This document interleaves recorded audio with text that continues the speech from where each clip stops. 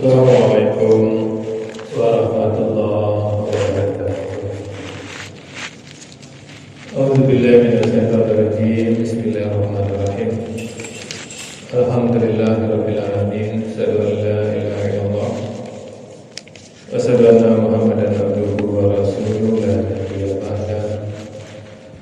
Allahumma shalli ala sayyidina Muhammad wa ala ali sayyidina Muhammad. Ibadallah, ittaqullah haqqa tuqatih wa la tamutunna illa wa antum muslimun. Faqala ta'ala fi kitabil karim, a'udzu billahi minasy syaithanir rajim. Bismillahirrahmanirrahim. Alif lam mim, dzalikal kitabu la raiba fihi hudal lil muttaqin. Sadaqallahul azim. Bapak Ibu yang sangat kami muliakan, serta anak soleh dan solehah yang kami banggakan, alhamdulillah, bersyukur kita kepada Allah kembali dengan izin dan rahmat Allah kita mampu meninggalkan aktivitas kita dan hadir di masjid ini. Tentu harapan kita Bapak Ibu, apapun yang kita kerjakan, kita mohon kepada Allah semuanya bernilai ibadah, tercatat di sisi Allah, dan kita semua mendapatkan pahala terbaiknya. Amin ya Allah ya Rabbal alamin. Bapak Ibu yang sangat kami muliakan, seperti biasa setiap Selasa dan Rabu menjelang iqamah dikumandangkan, kita menyampaikan hikmah dan pelajaran dari suci Al-Quran. Sekarang kita masuk surat Al-Baqarah ayat 158, dan ini cocok sekali dengan bulan ini, mana bulan ini bulan Dzulqa'dah, musim haji mulai terasa, jemaah mulai bersiap. Ini benar-benar momentum untuk mengingat bahwa ibadah haji bukan hanya sekedar ritual, tapi benar-benar penuh makna dan perjuangan. Seperti kita ketahui, sa'i antara Safa dan Marwah berasal dari perjuangan Siti Hajar saat mencari air untuk anak tercinta. Dia berlari antara dua bukit dengan penuh harap akan mendapatkan air buat si kecil. Kita lihat Bapak Ibu, hikmah dan pelajaran yang bisa kita ambil. Yang pertama, kita lihat Allah mengatakan inna safa wal marwa min sa'airillah. Safa dan Marwah adalah siar-siar Allah, siar, simbol, tanda. Maka Allah mengatakan banyak tanda-tanda Allah di muka bumi ini, salah satunya Safa dan Marwah. Maka ketika Allah menginformasikan siar-siar, simbol-simbol, maka kita harus menghormati dan jangan sampai meremehkan simbol-simbol Allah. Banyak simbol-simbol Allah di muka bumi ini Bapak Ibu. Masjid ini adalah simbol-simbol Allah, siar-siar Allah. Maka kita harus menghormati, harus menjaga masjid ini. Tidak hanya pengurus yang harus menjaga masjid, kita pun menjaga masjid ini. Camkan itu, apapun yang berhubungan dengan siar-siar Allah, kita jaga, kita hormati. Seperti azan, azan itu juga siar-siar Allah, di mana di situ panggilan Allah kepada orang beriman, hayyalas shalah, marilah sholat, hayyalan falah, marilah ikut kemenangan. Itu siar-siar agama Allah.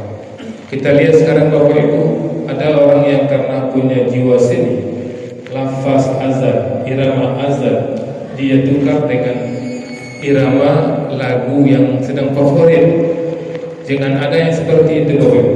Ketika kita mendengar azan, yang kita ingat bukan panggilan sholat, yang kita ingat, oh rasanya sama di lagu itu nah. Viral banget Bapak Ibu.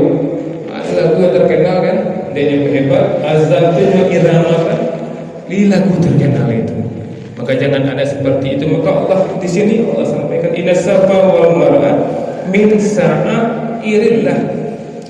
Sungguh Safa dan Marwah ini siar-siar agama Allah, dan apapun yang berhubungan dengan Allah itu adalah siar-siarnya. Mulai sekarang kita masjid siar Allah kita jaga, azan yang sudah ditentukan oleh Rasulullah bagaimana lafaz-lafaznya dan bagaimana iramanya, itu lafaz yang kita gunakan dan itu irama yang kita pakai. Juga hijab, salat berjamaah, jangan sampai kita merendahkan. Karena Allah mengatakan min sa'airillah, termasuk tanda-tanda kebesaran Allah.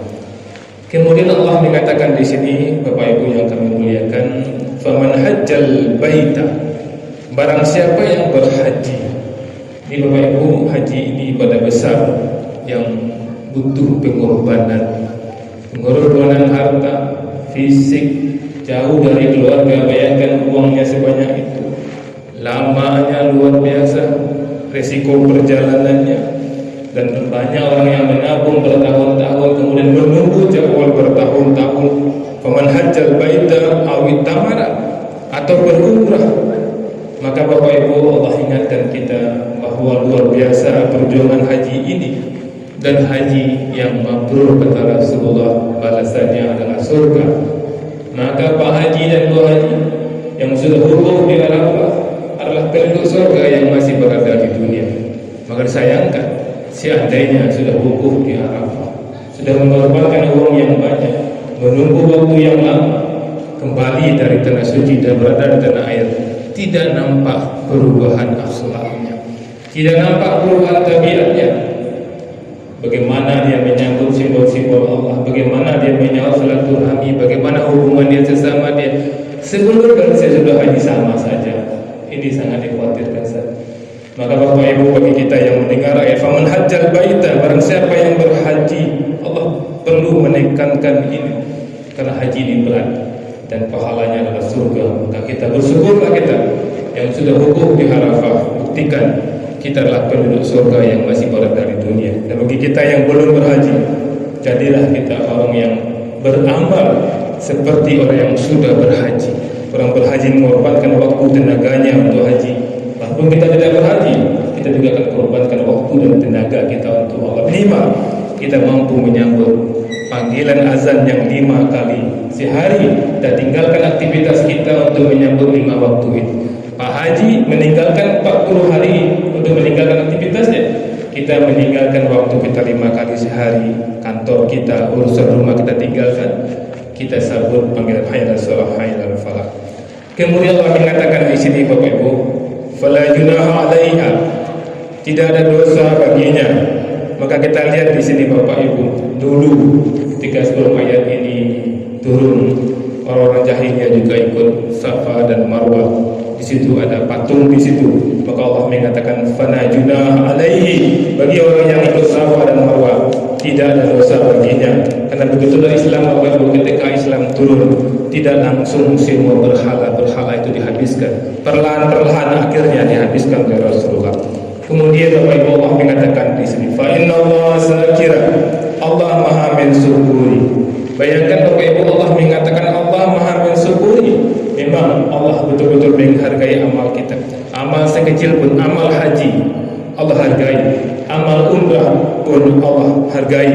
Maka Bapak Ibu, apapun kebaikan kita ikut karena Allah. Fa innallaha zakir, Allah Maha mensyukuri. Kemudian Allah mengatakan di sini, Allah itu alim, Allah Maha mengetahui. Allah tahu niat kita. Untuk apa kita berhaji? Apakah benar-benar karena kita orang beriman ingin melengkapkan rukun Islam kita, atau karena ingin kita ada simbol-simbol haji di nama kita sehingga pengaruh kita bertambah di lingkungan masyarakat? Kalau ada seperti itu, alangkah ngerinya Bapak Ibu. Kita habiskan tenaga kita habiskan harta kita tunggu jadwal berangkat haji. Yang kita cari hanya simbol haji, yang kita cari hanya foto-foto kita di Ka'bah, foto-foto kita di Raudhah. Kalau itu yang kita cari, alangkah rendahnya keinginan kita Bapak Ibu. Karena haji itu haji yang mabrur, balasannya surga. Maka Pak Haji dan Bu Haji yang sudah haji, sadarlah kita adalah penduduk surga yang masih berada di dunia. Dan bagi kita yang akan berangkat haji, kejarlah target kita adalah target menjadi penduduk surga yang masih berada di dunia. Assalamualaikum warahmatullahi wabarakatuh.